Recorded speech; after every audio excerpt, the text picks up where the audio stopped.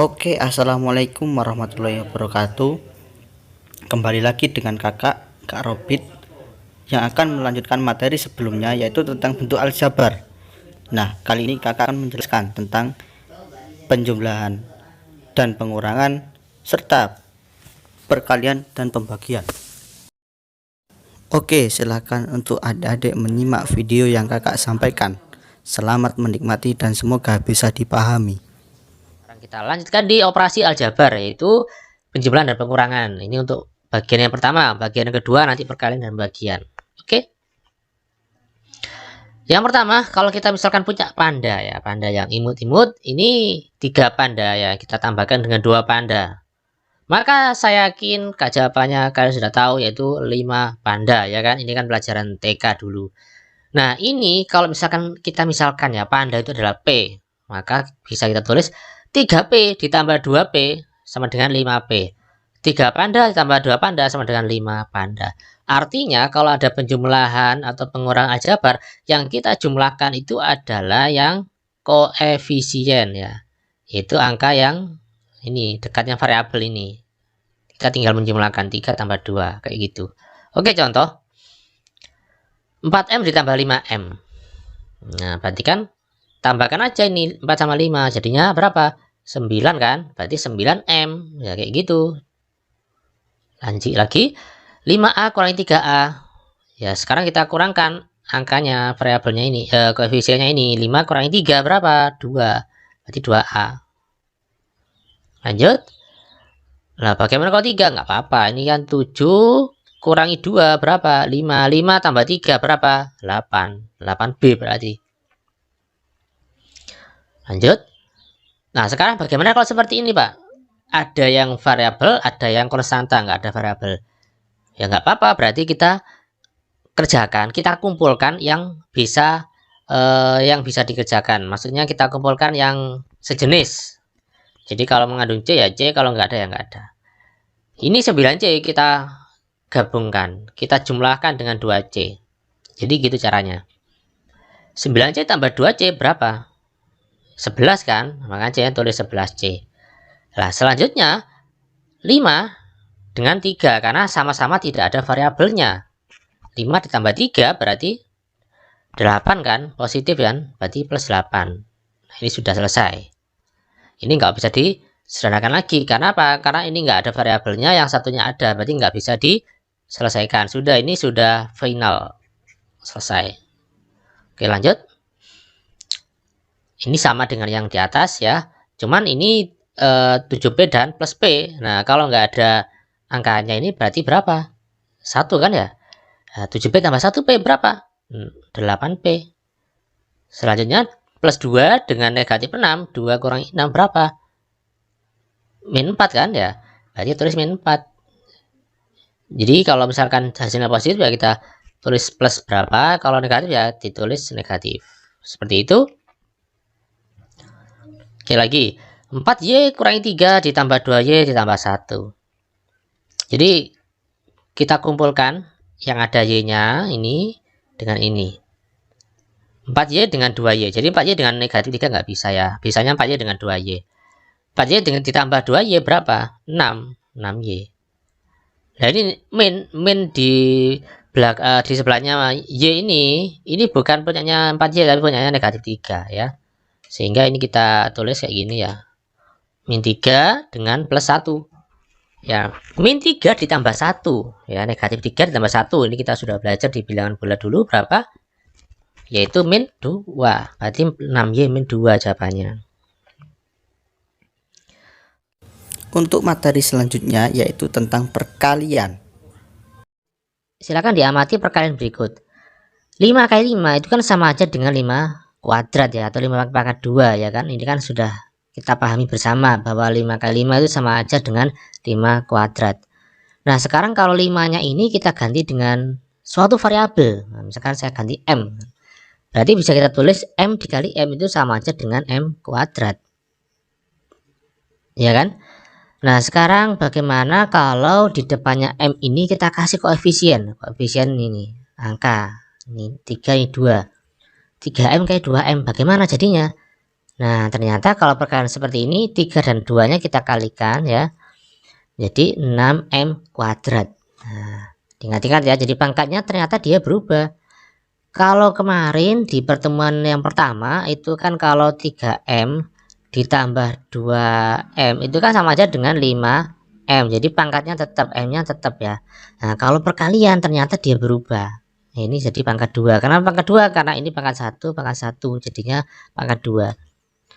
Oke, jadi itu ya bedanya perkalian dengan penjumlahan. Nah, bagaimana kalau perkaliannya seperti ini? Ini kan sudah pernah kita bahas di pertemuan yang pertama, yaitu kita menggunakan sifat distributif ya. Cuman di sini bedanya ini ada M-nya, ini ada variabelnya juga. Tapi sama aja, konsepnya kita kalikan dengan menggunakan sifat distributif. 3M kali 2M. Nah, ini kita tadi sudah dapatkan 6M kuadrat. Berikutnya 3M dikali negatif 5. Nah, positif kali negatif berarti negatif kan? Ya, 3 kali 5 min 15M. Nah, ini kok pangkatnya nggak ada kayak ini Pak? Oh ya, kan ini soalnya 5-nya nggak ada M-nya, sehingga M-nya cukup 1 aja, nggak usah pangkat 2. Itu bedanya. Ini sama dengan berapa? Oh, nggak bisa, ini sudah final, nggak bisa disederhanakan lagi karena satunya ada pangkat 2, satunya pangkatnya 1, jadi nggak bisa kita sederhanakan. Ini kita stop sampai sini gitu ya. Oke, lanjut. Nah, bagaimana kalau perkaliannya itu 2 suku lawan 2 suku? Ini 2 suku, ini 2 suku dikali. Bagaimana caranya? Nah, ini kita gunakan sifat distributif juga, yaitu N kali N. Ya, berarti N kali N jadi berapa? N kuadrat ya, sama kayak N tadi di atas. Kemudian N kali 3, bagaimana? Ya, 3N. Selanjutnya, bagaimana kalau ini 4 kali N? Ya 4N. Kemudian 4 kali 3 dia 12. Positif kan, jadi plus. Nah, ini yang kita dapatkan ini apakah ini sudah sederhana? Nah, ternyata belum. Kenapa kok belum? Karena ada yang bisa kita sederhanakan, yaitu apa? 3N dan 4N ini masih bisa kita jumlahkan. Ya, karena sama-sama N-nya sama-sama pangkatnya 1. Kalau dengan N kuadrat ini nggak bisa, nggak boleh. Oke, 3N ditambah 4N jadinya 7N. Nah, ini jadinya. Ini berapa Pak? Ini sudah selesai, nggak bisa disederhanakan lagi ya.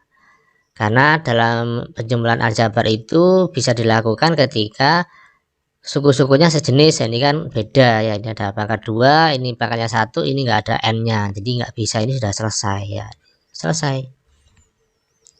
Oke, gitu ya. Nah, berikutnya, nah biasanya ya, untuk perkalian kan biasanya kita kan pakai silang ya, atau pakai titik. Nah, untuk ini kalau ada lambang seperti ini ya, tulisan seperti ini, P plus 5 kurung, kemudian ini nggak ada apa-apanya, nggak ada tambah, nggak ada pengurangan, itu artinya perkalian ya. Ingat-ingat, kalau nggak ada apa-apanya itu artinya perkalian. Kecuali kalau ada tambah ini berarti itu penjumlahan. Kalau nggak ada apa-apanya ini sudah mewakili perkalian. Nah, kalau perkalian berarti kita gunakan sifat distributif yang seperti tadi, yaitu P kali P kuadrat, P kali negatif 2 ya min 2P, 5 kali P ya plus 5P ya karena positif, 5 kali min 2 ya min 10. Nah, setelah itu kita cari apakah ada yang bisa kita sederhanakan. Oh, ternyata ada, yaitu ini, min 2P ditambah 5P. Nah, hutang 2000 dibayar 5000. Berarti hutangnya kan sudah lunas ya kan, malah plus ya, malah lebih, yaitu lebih berapa? Lebih 3000 ya, lebih 3P, makanya positif. Oke, jadi ini sudah selesai ya, sudah final, nggak bisa disederhanakan lagi. Oke, contoh ya, berikutnya biasanya aljabar itu identik sekali dengan X ya. Kadang X, kadang Y, kadang Z, tapi yang paling sering itu X. Makanya ini sudah saya biasakan menggunakan X. Oke, caranya sama. Ini kita kalikan X kali X, yaitu X kuadrat.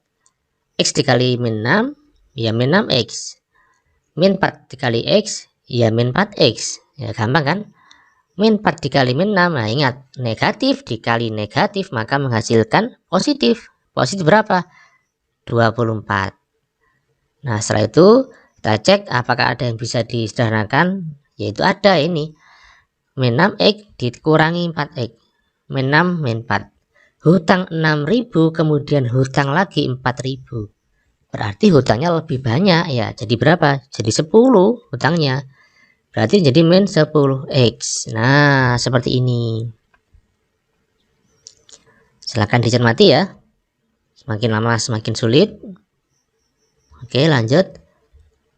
Nah sekarang kalau ada angkanya semua ini koefisiennya ada ini 2, 3. Enggak apa-apa, caranya sama aja kok ya. 2 kali 3, 2x dikali 3x. Nah tadi kita sudah bahas itu, jadinya 6x kuadrat kan ya, karena 2 kali 3. Kemudian 2x dikali 2. Nah berarti 4 ya, 2 kali 2 kan 4, jadi 4x karena ada x nya. Selanjutnya 5 kali 3x. Nah 5 kali 3 kan 15, karena ada x nya berarti 15x. Kemudian 5 dikali 2 berarti 10. Nah setelah itu kita cari apakah ada yang disederhanakan. Oke ada, yaitu plus 4x dengan plus 15x. Nah ini kan bisa, jadinya 6x kuadrat plus 19x plus 10. Oke, semakin lama semakin sulit, jangan beranjak dulu ya. Jangan langsung oh sudah bisa langsung ditinggal, jangan. Ini semakin lama akan semakin sulit dan nanti akan saya berikan cara yang cepat nanti. Oke lanjut. Nah bagaimana kalau x plus 5 ada pangkat 2 nya. Nah sebetulnya pangkat 2 atau kuadrat itu, oh ya ini mengerjakannya jangan gini ya. Oh ini x kuadrat, berarti ini x kuadrat ditambah 5 pangkat 2 25. Oh ini salah total, ini jangan, ini salah ya. Nah ini sebetulnya kalau dalam kurung ini dikuadratkan itu sama aja dengan x plus 5 dikali x plus 5. Jadi yang kayak gini salah, ini salah ya. Nah kalau sudah seperti ini kita tinggal mengalikan ya. Kita kalikan x dengan x kuadrat. Setelah itu x dikali 5 5x, 5 kali x 5x juga. Kemudian 5 kali 5 itu 25. Kita sederhanakan jadinya x kuadrat plus 10x plus 25. Oke, sekian untuk adik-adik semuanya. Untuk materi selanjutnya yaitu pembagian akan kita bahas pertemuan selanjutnya.